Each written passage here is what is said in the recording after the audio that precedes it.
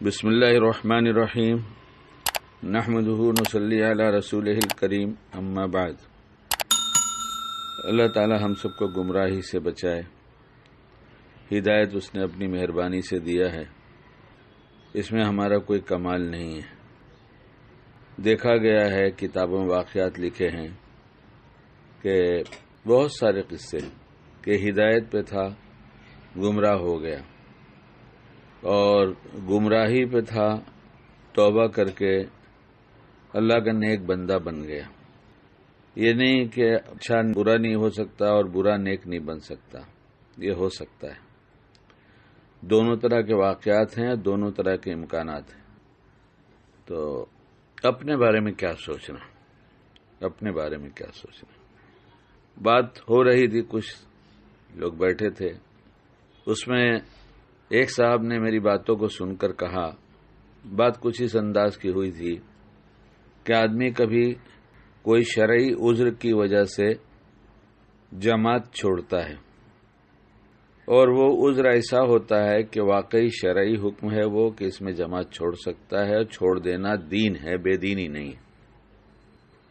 اور کئی سال تک وہ اسی حال میں رہا، دھیرے دھیرے اس کی طبیعت صحت کی طرف چلنے لگی، یا وہ عذر جو تھا وہ ختم ہو گیا۔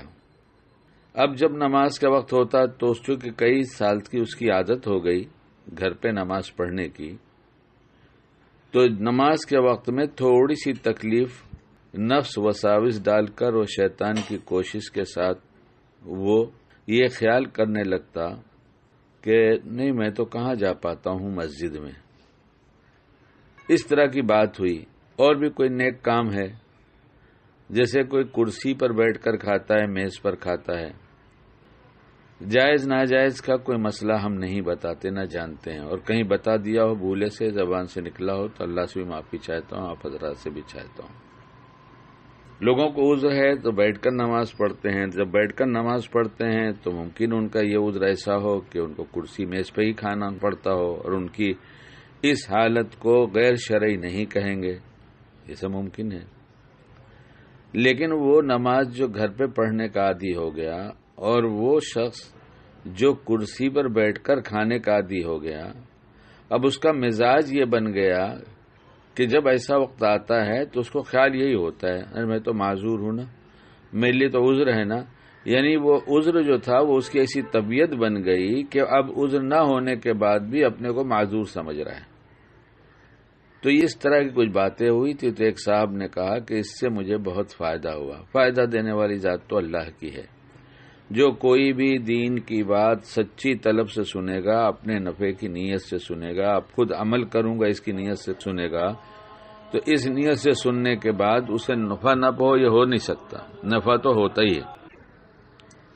تو انہوں نے کہا کہ میں نے محسوس کیا کہ میں ہی خود ایسا تھا جو کئی مہینوں سے، بلکہ سال گزر گیا ہوگا، کہ کئی سال کی پرانی عادت کے مطابق ویسے ہی نماز پڑھتا رہا۔ مسجد میں گیا تو کرسی ڈھونڈنے کی عادت بن گئی تھی، اور وہاں جا کے کرسی تلاش کرتا، اور جب پڑھ لیتا تو کچھ خیال سا بھی ہوتا کہ ابھی تو میں تھوڑا تھوڑا کھڑا رہ کے پڑھ سکتا ہوں۔ پھر ایسے کھانے کے بارے میں کہا کہ کھانا زمین میں بیٹھ کر کھا سکتا تھا، چٹائی پہ ہی کھاتا رہا زندگی بھر، لیکن جب سے یہ ہمیں تکلیف ہوئی، جب سے میں کرسی بیٹھ کے کھانے لگا، اور جب آپ کی یہ بات سنا تو بیٹھ کر کھانے کی کوشش کیا تو بہت آسانی سے کھایا، اور مسجد میں جا کے بغیر کرسی کے نماز پڑھا تو پڑھ لیا۔ تو خیال ہوا بات صحیح ہے، اور مجھے بھی ایسے ہی لگا کہ اللہ نے کچھ کہلایا تھا، یہ کام کی بات ہے۔ ہم اپنے آپ کو دیکھ لیں، اگر ہمیں کچھ ایسی عادتیں پڑ گئی ہیں جس عادت کی وجہ سے ہم اچھے عمل سے محروم ہوتے ہیں، تو ہم اپنی عادتوں کو بدلنے کی کوشش کریں اور دعا مانگیں اللہ سے، اللہ ہم باعمل بنائے۔